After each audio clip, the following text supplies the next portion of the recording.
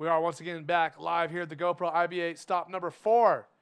This is a Itacoatiara Pro presented by Pride Bodyboards, as well as Kimono Surf Shop and Net. I want to thank everyone very much for helping make this event possible. This is our third quarter final of the competition. One more to go. This is Jeff Hubbard in red. He has a score of a 4 on his first wave versus the Chileno, Alan Munoz. Yeah, big heat here for the boys. Jeff's actually, I'm not quite sure what he's currently seated. Maybe we can get a right profile up, but he is up there. Yeah, maybe if the graphics guy made a graphic. I don't know who that is. For everyone who doesn't know, the graphics person I'm referring to is sitting next to me. His name is Dallas Singer. The other Dallas Singer. Nah, yeah, I actually I whipped it up, so if the boys can find it down there, that would be great. But Jeff Hubbard is up there with the best, and he's going to go for a back-to-back world title. I'm sure that's what he wants to do. Starting off his campaign with a couple of rolls.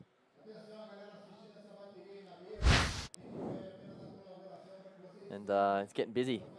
It is. So Hubby with a 4.38. I'm sorry, Alan Munoz with a 4.38. Now he's leading Hubbard on his second wave right here. Look at this left. Yep. Just getting a tight little line here. Not a bad pit. Rolling out. Wow. Starting in fine form here, Jeff Hubbard. Look at that. I forgot that slick. It's just so bright. It's epic. Jeff's going to be stoked with the start of that heat. He actually knocked me out a couple of days ago, so still a little bit better. No, I'm well and truly over it by now, but he's a great competitor, and he goes Alan Munoz on his first ride. Yeah, look at this replay. That was a 4.38. And, wow, good score coming through for Hubbard on that barrel. The roll, he got a 6. Straight 6 for Jeff. That's a bankable ride for any of the heats we've had this morning so far. And just check this line. He's not moving. That's just a nice, his trim approach. Speed, everything just looked great. Yeah, he's just, you just watch his movements in the water. You watch him bottom turn sometimes, and the way he lines lips up is just like, it's really incredible. All the guys getting absolutely soaked there on the shore. Nice. You got to watch a bit of a hazard there on the shorey.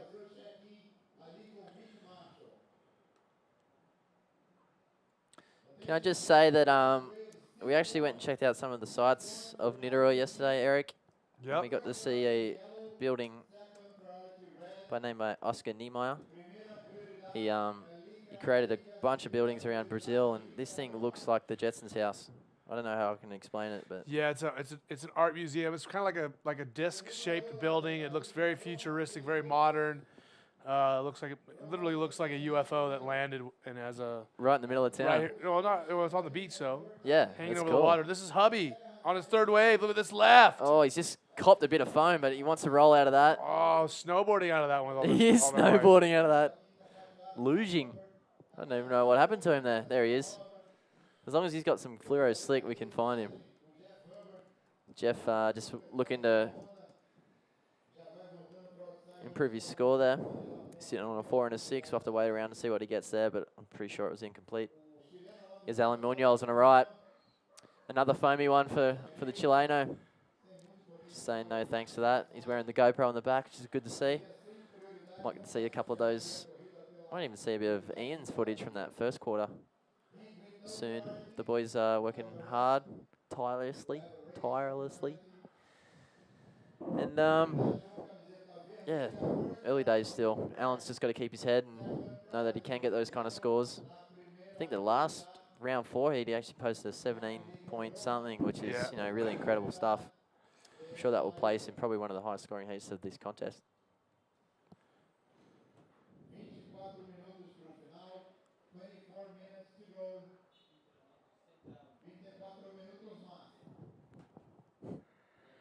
So again, 23 minutes and 50 seconds remaining here in the third quarterfinal of the day. Alan Munoz on his third wave with his big roll. Hitting it pretty much vert. That was a unique Where'd approach there. Some of these boys out are of there.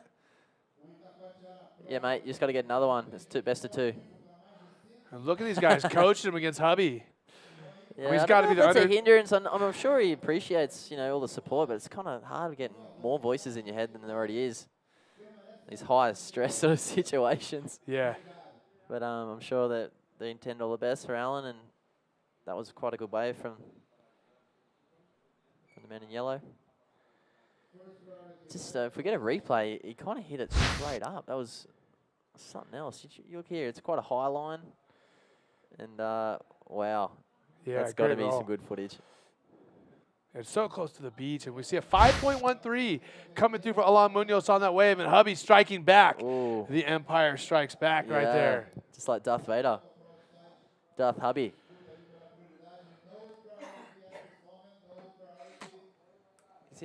He's getting back out there. It's not too much of a paddle here, which is pretty cool.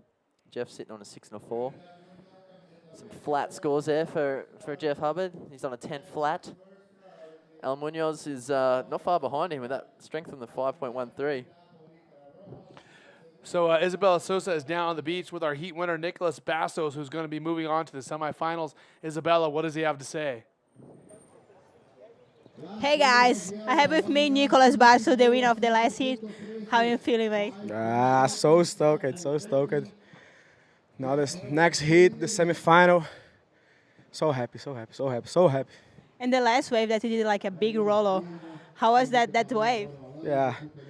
First I have to thank my friends that helped me to choose the right waves. And on the very final of the heat, I could find a wave, and I don't know what to talk, what to say. And you reckon that you has a little advantage because you're from Rio and you come training a lot in Itacoatiara? Yeah, I don't know very much the wave of Itacoatiara, but I love it. It's a very beautiful place and the waves are awesome.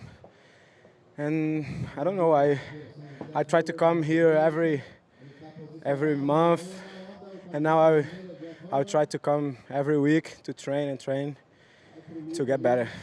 What's your plan to the next round? You have Amaury Laverne. How you think about this? Yeah, we have 30 minutes, so it's almost everything is strategy.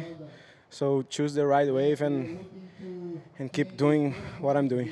Do you want to say something to the people that watching you in home, in Rio, and São Conrado, Copacabana, Ipanema? Yeah, of course. Falar alô aí pra galera do Rio, todos os meus amigos aí que estão assistindo. Quero agradecer todo mundo que está aí vendo a transmissão, mandando aquela energia. Agradecer aos meus amigos que estão ali na beira, me ajudando muito e muito, muito. Se não fossem eles, acho que eu não seria nem metade. E é isso aí, continuar com a mesma vibe aí que a galera tá mandando. Muito obrigado!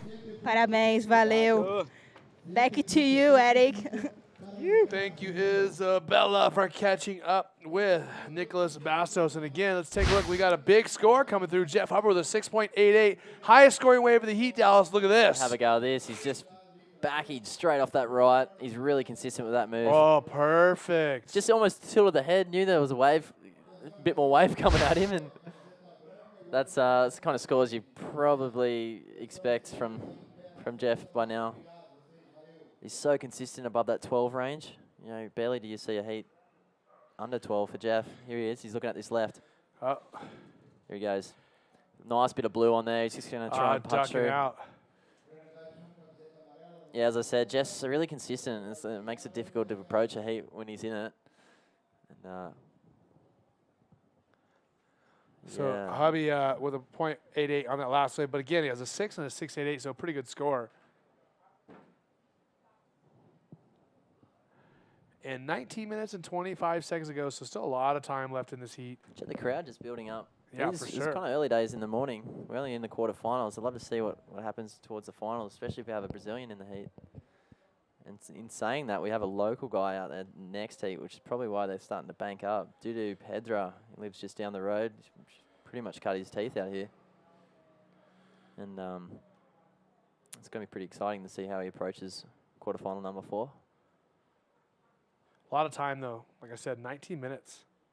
Yeah, it's a 30-minute game. You really got to package your surfing up in that 30 minutes.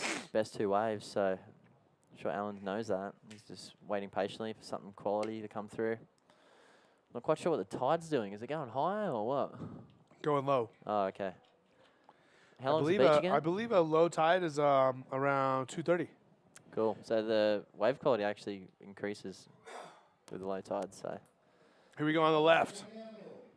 Alan Munoz, nice Good little invert. invert. Landing on a bit of a backwash, which is kind of sketchy, but yeah, it's just, I don't know if he really got his tweak on there. We've seen Nicholas Bastos get nearly a 7 for a move that was pretty similar. We'll get a replay here for the boys. Bottom turning off, great bottom turn. Yeah. Actually, it wasn't too bad of an invert. It just wasn't the same kind of quality as what we've seen Nicholas get earlier in the quarterfinal number 2. Still waiting for that score. He actually posted a 5.88. So a 5.88 for that invert. Didn't really get the crack, the 6-point range. He needs a 7. Jeff made his position quite clear with a 6.88 that he just dropped earlier for that right-hand flip. As I said earlier, that's Dudu Pedra, local boy. He looks pumped. I'm sure he's feeling the stress. It's always an advantage being a local, but then you always got that self sort of, I guess, that pressure you put on yourself. You know the waves so well. You definitely don't want to be showed up at your local beach. Alan Munoz looking for answers. Yeah, for sure. 17 minutes ago. And his highest scoring wave was a 5.88, and that still is a gap between himself and Jeff's scoring wave 6 and a 6.88. So he's gotta put it together.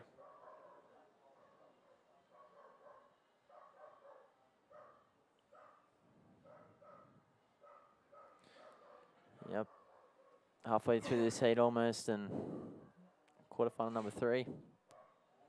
This is the morning of the finals. There's Lucas there. He's in quarterfinal number 4 against Dudu Pedra. Looking pretty calm, actually. Just getting the rundown on where he can surf and, some of the rules that are involved with our sport. Begins with putting that red rashi on.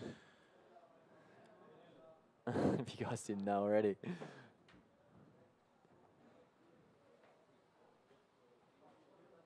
So, yeah, just a bit of a lull in this heat, Eric. Okay, let's take a look at this little GoPro insert of the man in this heat competing against Jeff Hubbard. It's Alan Munoz. Let's check it out.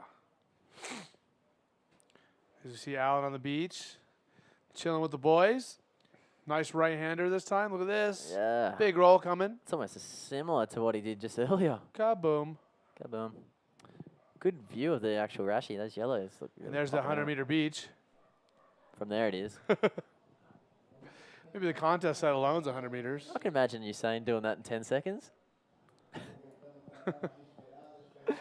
Yeah, okay. It's half a mile. What would you call it? Maybe more. Maybe a full mile. 2 clicks. We see our riders paddling. Remember, Alan Munoz is looking for an answer to Jeff Hubbard's question, which is, can you keep up with me? We're At the only moment- halfway through this heat, 15 minutes to go. Jeff's got more in him. Jeff has like I said, a 6 and a 6.88. Alan Munoz needs a 7, a big score. It's funny. I don't know how Jeff will kind of go with this next half of the heat. Sometimes when he gets a couple of good scores, he might sit there and, protect the score, where he's more than capable of getting way more, which is, exciting thing about his surfing, is that you really don't know where he can stop. He's he rides both ways very well. His symmetry is nearly perfect. Alan Munoz, first priority.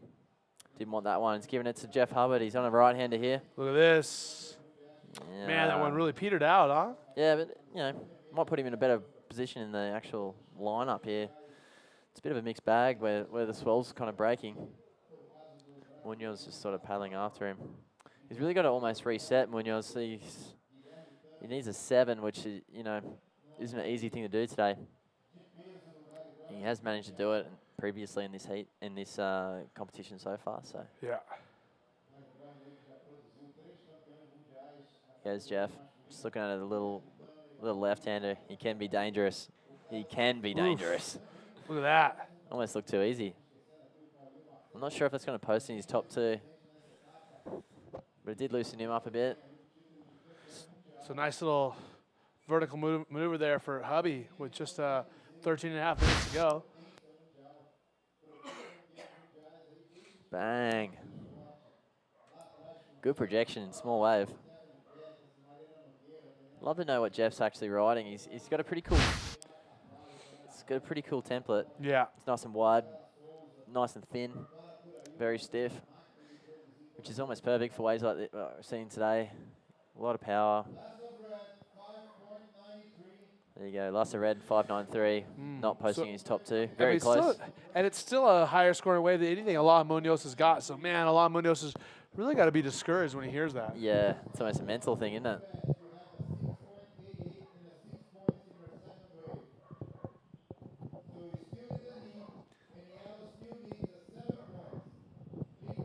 Some scores popping up there.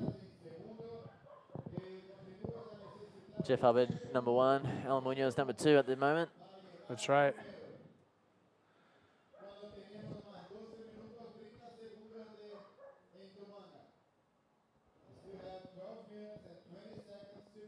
Man, a lot of time still left in this heat, but man, it's just going to be hard for Alain Munoz to come up with something with that high scoring like that on these waves. It just doesn't seem like he has the skills to do it at the moment. But we'll see. Maybe he can pull it off. Hubby, look at this bottom turn of the barrel. Nice little pull up there. Oh, I'm sure he's making out of that. I think he might. It's just a kind of funny angle. Oh, here's Alain Munoz now. He needs to answer back. He needs to. He's waited a while for this section. Just dropping a little RS. Completes it. Yeah, not bad. Not brilliant, though, either. I don't think it's going to get to that 7 he needs, but it might make his job a little easier. Just getting a few words from his pal there. Not sure who that is. Board caddy. You got a replay of the duck dive. Replay of Alain Munoz's last wave, possibly. Here he is again, this ARS, and his score coming through. 5.13, so not enough. Yeah, just kind of sketchy landing. I think that might have had a lot to do with that score. Very flat ARS. And Hubby with a 2.38 on that little barrel that he never came out of.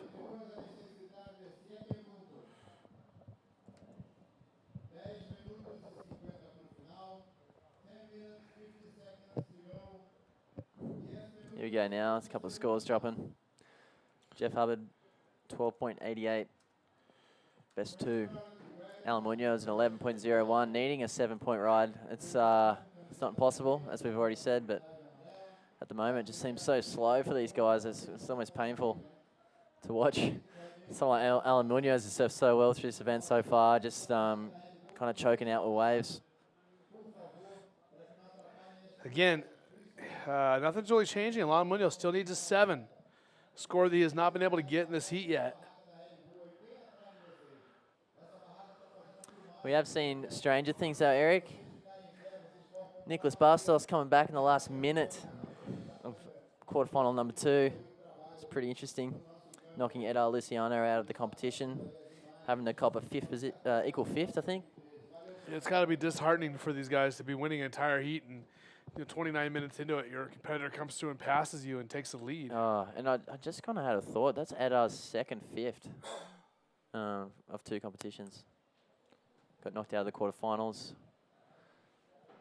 in Chile, and that's what's just happened in the last 30 minutes. Good thought. Yeah. I actually knocked him out, so that's how I remember. Ew, you're such a bully. No, I'm not. Edar's a great Look at champion this. of a guy, and we're going to see great things from him for the rest of this tour, I'm sure. Alain Munoz taking off, looking for a 7. Bang. Fast and flashy, but what do you think? Not going to be a 7, but he could bring up his lower score, 5.13. Possibly. And then he wouldn't need such a high score. Yeah, maybe he's got a different sort of idea about this heat. Still plenty of time. Yeah, 8 minutes remaining. Here he goes. Just you can see, just didn't get enough kind of projection out of it to really warrant a great score, but he did land it, however.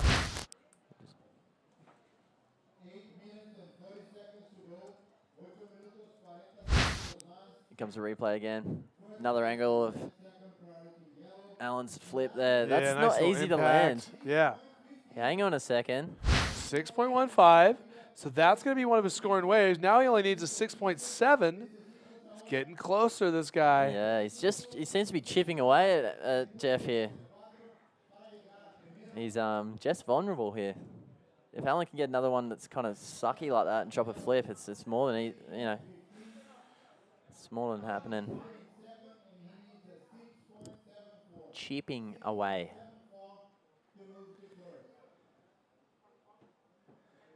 So again, only a 6.74 needed by Alon Munoz. Here's Hubby though on a set. Wow. Is he going to extend his lead on this one? Yeah, maybe. Big roll there I saw.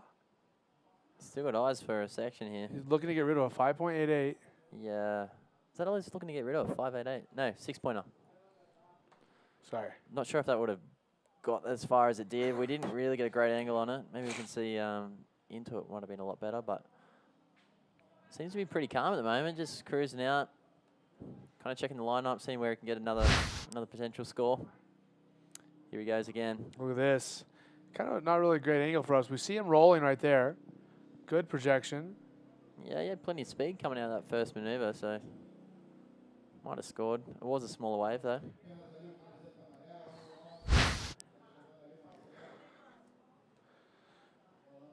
So waiting for a score to come through for Hubbard. 5.08, so that's not going to be one of his scoring waves.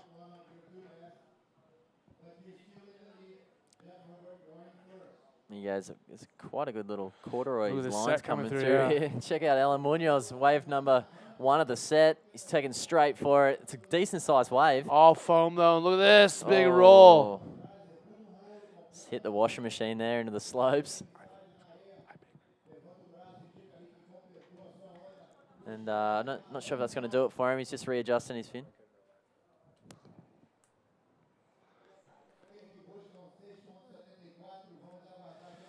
So wait for a score to come through for Alon Munoz. 5.45 on that last roll right there. It started well. Good size wave. Fortunately, he hit that soup, and just check out when he lands, the whole thing just turns to marsh. You just tend to sink in that kind of stuff sometimes. Which is unfortunate for the man from Chile. He's surfing really well. Starting to chip away at Jeff, but the time's kind of running out at the moment. It's 5 minutes remaining. But the more I say that, the more I think Alan's going to come back here, and it could happen. I mean, he's also been one of those guys who's been finding the good barrels as well, too. Yeah, which is key for those heat upsets.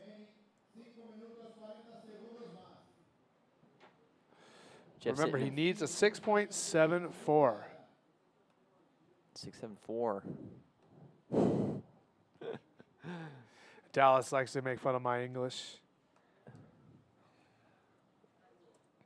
If I'm mumbling, just let me know on the Facebook page. Yeah, let's check out. Let's see what interaction we have. We see Hubby on this right. Yep, showing that slick off. Oy. Nice tight little flip there. That's got to be improving a 6-pointer, you'd think. You think so? Wow, he just does that stuff whenever he wants. He's pretty pumped on it, actually. That was a pretty cool little wave there. Possibly one of the better flips he's done this heat, in my opinion. Georgie Terrence says, "Hey, Apple, is it true you were in the movie Warrior with Tom Hardy and Joel Edgerton?" Yes, it was 100% true. He was the As Mad Dog. See, that's right. Hubby, that nice ARS. Yes, I was Mad Dog, so I started the movie as basically the villain or the bad guy that everyone wanted to get beat up. I didn't realize that when we were in Chile that you were in that movie. That's pretty cool. Justin Edwards, he's on the night shift. He's pumped on watching us. What's up, Justin? 6.88 for Hubby, now extending his lead. Wow. And Alon Munoz with 4 minutes and 10 seconds needs a bigger score. Could have been the nail in the coffin, you'd think. 7.61. And yeah, as I said, I thought that flip might have been better than his other ones, but it looks as though it's exactly the same. 6.88 for both flips. Bumping him up to 13.76 at the moment, and that's really going to make Alan's heat a lot tougher, unfortunately. See some more comments on the Facebook page. What do we got, Mad Dog? Mad Dog. The Mad Dog. Oof. So if you have got anything to ask Eric or I, hit us up on the Facebook page. Thomas Parkinson says, Dallas, can you comment on polypro versus polyethylene for cold and warmer water situations? Or what about a mix between the two? Surfing the South Ooh. Coast of New South Wales when it's cold and warm at different times? Okay. Yeah, the thing with polyethylene is that it's a lot more flexier. There's more flex properties in it, which is great for suckier, colder water. Suckier waves, I should say, is a bit more responsive because your board's on your arms, your flex point's kind of where your elbow sits. So if you can imagine pulling into a suckier wave, you really want to kind of tighten up. Even like these waves, you really tighten up next to the pocket.